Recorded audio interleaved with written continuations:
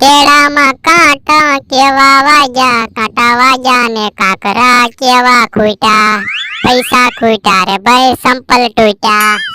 કઈ બાજુ ભાગ્યા? એ ગામમાં જાવ સંપલ હંધાવા. જોવો ને નવા સંપલા લીધા તોય તૂટી ગયા. તો પણ પાછા નવા સંપલ લઈ લો.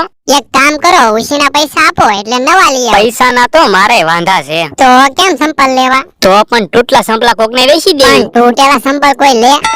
તો પણ સંપલ નું કઈક બનાવીને વેચી દેવી. તો સંપલ નું શું બને? એ હાબુ જેવડા સંપલ ના કટકા કરી નાખવી એટલે બધાને એમ જ લાગશે હાબુ હે.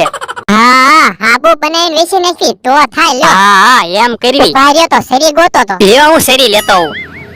તમે જોવો હમણાં સંપલ ના હાબુ જેવા નાના નાના કટકા કરીને વેચી દેવા છે મોંઘા ભાવે.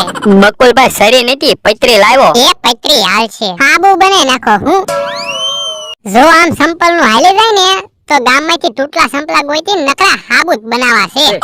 પણ બકુલભાઈ ખોટું એક જ દાન હાલે પછી ખબર પડી જશે ને તો આપણને બેને ઢીપશે. પણ આપણે ક્યાં ગામમાં હાબુ વેચવા જવા? ભોળા દાદા ને કેહા કાકા ને અને જમરૂક કાકા ને એમને જ સંપલા વેચવાના. હા હા ઈ હાસુ એને ક્યાં કઈ ખબર જ કહી પડે. દેવાનું કે મોંઘા ભાવના હાબુ છે, તમે વરાજી લઈને ગમે એમ નો ગાવો અને જો ઘરી કે ગાય તો પૈસા હા હા પાછા. હાલો હાબુ બનાવવા મળવી. ભાવ હું રાખ્યું? 50 રૂપિયાનો એક હાબુ અને જો જથ્થાબંધ હાબુ લે તો 30 રૂપિયાનો એક હાબુ. હા હા હાલો હાબુ બનાવીને બધાને વેચવા વિયા જાય.